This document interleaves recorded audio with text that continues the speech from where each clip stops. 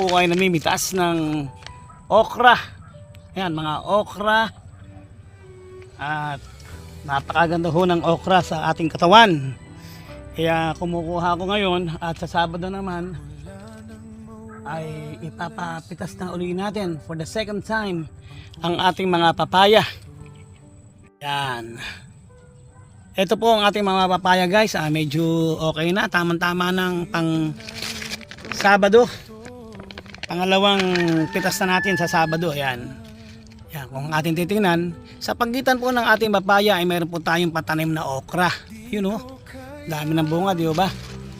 At bali 3 halaman po ang nakatanim dito. Papaya, tapos ay okra, tapos ay mga dahon ng sili, yung siling kitilin po. Mahal din po ito at maganda po ito. Mahal po ito sa Divisoria.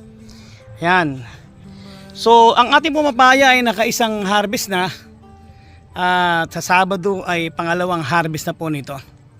Kaya sana ay makabawi tayo at marami tayong mga losses, mga talo tayo ng mga nakalipas na panahon. Lalo noong December last year, 2025. Talo po ako sa mga gulay natin at ngayon lang tayo bumabawi dito ngayon. Ayan. Ito po guys, ano? Kung ating pong makikita ay medyo malamig na ang hangin. Tama-tama lang pagpunta ko dito habang ako namimitas ng okra. Dahil napakasarap pong kumain ng okra. Gamot ho ito sa maraming karamdaman. Gaya ho ng anti-cancer po ang okra. Ayan. Kaya kung kayo po ay gusto nyo lumusog, kumain ho kayo ng okra. Ang aking pong tanim dito ay merong 800. Pati doon sa kabila, tsaka doon sa harapan. Pero nahuli kasi yung nasa harapan, ano, medyo maliliit. Ito po yung isang portion na maliliit pa guys. Dahil nahuli po ito eh. Ayan. Po ay nagpatanim ako dito ng 400 na puno. Ayan. So bukas, sa Saturday, itong ang ating pipitasin. Ayan. Diba? Padala natin sa Divisoria. Tama-tama na yung mga laki niya. Yan. Yung makikita, yan. Ayun o, ang dami na diba? Ayan. So nakakaisang pitas pa lang po kami dito sa aming mga papaya guys. Ito namang mga dahon ng sili ay isang pitas na rin. Yung mga okra ay every other day naman yan. Yan, kung yung titingnan, napakagandang tingnan, di ba? Ako'y pinapawisan na, yan. Medyo meron na akong pang ulam. Wala kang gandahan na meron kang tanim. Sabi nga, pagka may tanim ay meron kang anihil. Subukan natin mamasyal-masyal pa rin ito sa gabi dito. Maganda na may daan dito. Nasa tabi na ng daan itong aming taniman. Ayan. Diba? Kaya pero okay lang naman na manghingi. Pwede kayong manghingi. Huwag lang yung walang tao. Kung manghihingi po kayo, dapat may tao ha.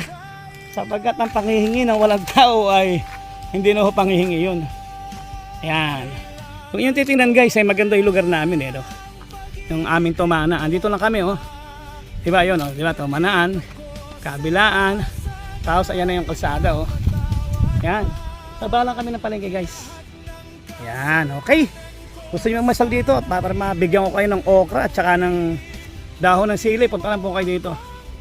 Itong isang portion ng aming papaya ay bagong tanim, kung baga ito, sabi ko ay nahuli. Pero grabe oh, namumulaklak na yung iba. Tsaka ang daming namatay guys. Ang dami kasi namatay doon sa nung panahon ng kainitan at nung talagang nung summer sobrang init. Dami-dami yan eh. Actually aabutin nga ng 500 sana yun eh. Nagkataka nga kami. At nagaganyan eh. Pero nagulat ako. Dahil namumulaklak na yung iba.